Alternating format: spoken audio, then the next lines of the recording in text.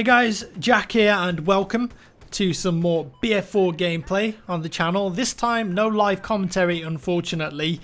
I recorded this about 2 or 3 days ago, and since then I switched to Windows 10 and I actually lost the audio file with my microphone because I recorded it separately.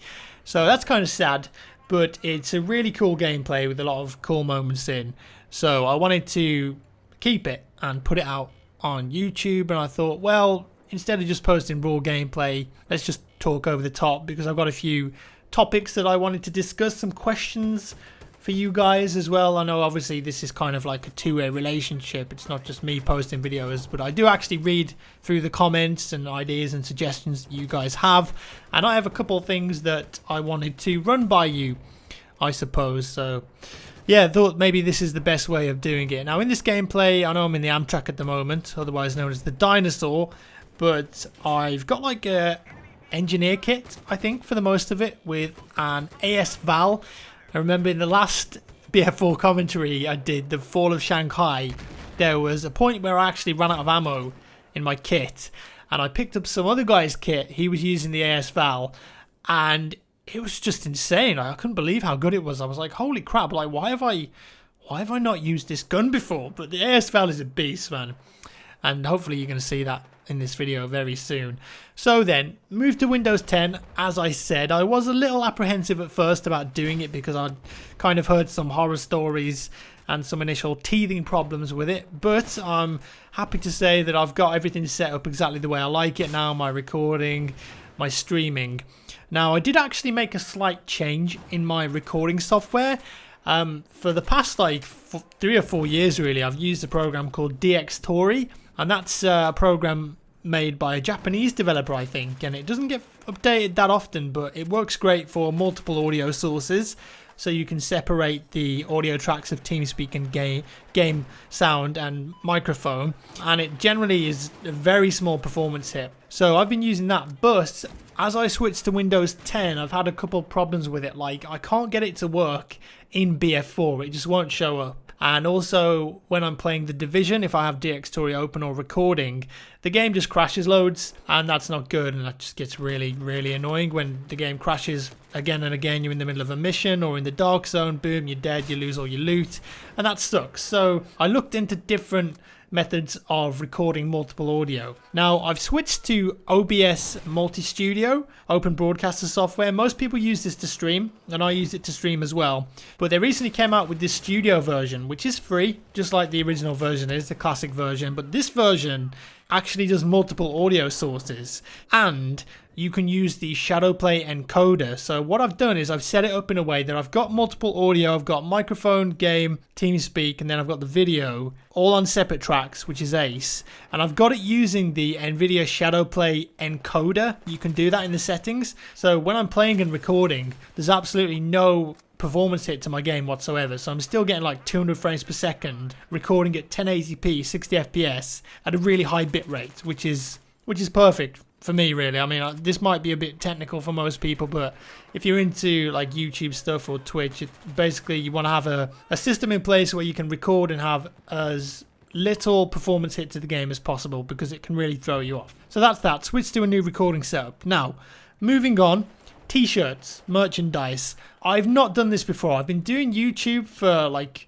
4.5 years now, and I've never done t-shirts or merchandise or anything like that. There's a couple of like fake bootleg ones you can buy online, which I'm not too happy about, but they're there, and whatever. I suppose I can't really do much about that. But I'm at a stage now where I'm getting, you know, big companies contacting me and saying, hey, we want to do merchandise with you. Does that sound good? Now, there's lots of different options to go with, lots of different companies to go for. But the reason I've held off doing merch and t-shirts is just because, like, I want to do it right. And if you buy one of my t-shirts, I want you to actually wear it. Like, I think a lot of gaming t-shirts, YouTuber t-shirts, people might buy them and then wear them once or twice, and then they just get relegated to their wardrobe and become a t-shirt they wear when they're doing some redecorating or some work in the garden. Correct me if I'm wrong, but maybe that's how I see things. So I want it to be good, and I want it to be something that you actually want to wear, not just like a big jackfrags across the front, you know. Now fortunately for me, I've actually got a pretty cool logo that my friend designed, and I like the logo. I think it's very iconic, it's synonymous with my channel, and I think it looks cool, and I can see it being on t-shirts and beanies and mugs, whatever. I was thinking maybe of starting off with something really simple, like a short sleeved t-shirt or polo shirt, just, you know, like the Lacoste style, just with like the little JF logo, and that's that, you know, have it in several different colors. I think that would be actually pretty neat, something like that. So let me know what you think of that idea. And also, if you've got any ideas for merchandise, like, send your ideas to me. Twitter, email, whatever. Get in touch with me. Send me your ideas. Do some drawings, because I know you guys are incredibly creative. Like, we did an intro competition in 2013, I think it was, and some of the videos you guys came back with were incredible. So I'm sure that you can just go absolutely ham with t-shirt and merchandise ideas. So please, if you have any excellent ideas or suggestions or stuff that you would actually want to buy, because I have the capacity and power to put it all together now and do it well, which is the most important thing for me. Come out with like a quality product that isn't crazy expensive, but it's going to look good, and hopefully you're going to want to wear it around wherever. So that's the merchandise talking point out of the way. Next up, we're going to talk a bit about EA Play and E3, because I will be attending both events. Now, obviously, EA Play is very exciting for Battlefield fans. We still don't know anything about the new Battlefield game, but hopefully, I'm guessing that we might see it there. Also, Titanfall 2 perhaps, some Mass Effect Andromeda. There was actually a tiny bit of leaked gameplay for Mass Effect Andromeda that did the rounds on the internet earlier this week, and it wasn't much, but it looked good. It was from, I think it was like an animator or an effects designer working on the game, and they uploaded it to their portfolio online on their website, and it was just a few scenes of like a guy with a jetpack. There was a Krogan there. There was some fire effects. The graphics looked awesome. Like the facial animations were very good. As I said, it's only a short clip, and I don't know, it's probably been taken down now, but it looked awesome. I know that game's probably going to be on the Frostbite engine as well, so you can expect some good things. Like, I don't really talk about Mass Effect much, but for me personally, Mass Effect 1, 2, and 3 are amazing games. Mass Effect 2 is probably my favourite, and it's one of those games where you actually give a damn about the characters and the decisions that you make, because they really affect everything in the game, and it's cool. Just a cool action game. Love the sci-fi stuff. Also, E3. Now, I'm very interested to see some of the Ubisoft titles there, like Ghost Recon Wildlands. I think that's got a lot of potential, because I did see a live demo of that at E3 last year. I didn't get to play it, sadly, but I saw a live demo, and it was kind of like a more realistic version of GTA Heist. Obviously a lot more tactical, a lot more visceral than that. Also, the new COD game. Now, there's been rumors and leaks online about this. Apparently, it's being set in the far, far future. So obviously we had like Ghosts, Advanced Warfare, Black Ops 3, which are kind of near future. They're not that crazy, but apparently the new COD from Infinity Ward, they made Ghosts last, is going to be like Battlestar Galactica style, like really, really far in the future, with spaceships and pew-pew lasers and all sorts like that. So that could really open up the game for some interesting ideas. But for me, I kind of hoped that the next COD game would go back to its roots and be a bit more Modern Warfare style, you know, like Call of Duty 4. I mean, after I did that video last week, you know, why was COD 4 so good, went back and played the game.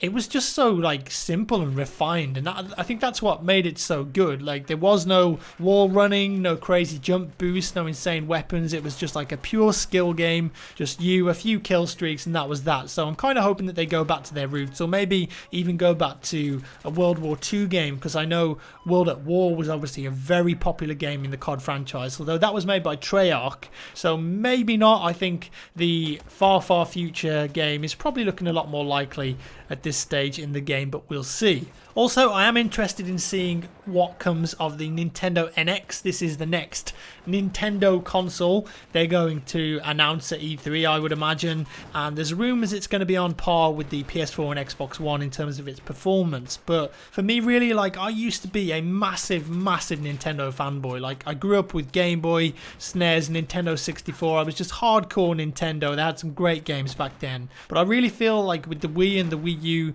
they just dropped the ball, man. And they just focused on these gimmicks instead of actual games. There are some excellent games on the Wii and the Wii U, but they're few and far between, and it's only really the first party titles that do really well there and are good games. So I don't know, man. We'll see what they do with it. I hope there's no gimmicks with it, and there's kind of already been a leaked controller with just like an image on the controller that you play, but that could very easily be a fake. But I don't know, we'll see. And even if they do release a console that's on par with the PS4 and the Xbox One, are developers, third-party developers like Activision, EA, Ubisoft, are they actually going to want to develop their games for another platform? Like, they're already doing like Xbox One, PS4, PC. That's 3. Do they want to go back to 4 again and do games like COD and Battlefield and Titanfall, all these other franchises on another console, on a Nintendo console, which will probably have some really weird design architecture in it, because that's the way typically Nintendo consoles have been.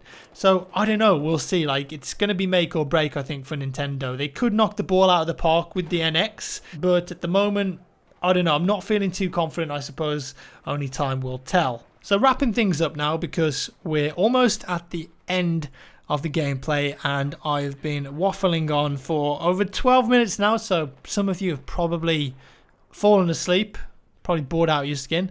It's funny, actually, some people have said in the comments that they listen to me and they fall asleep.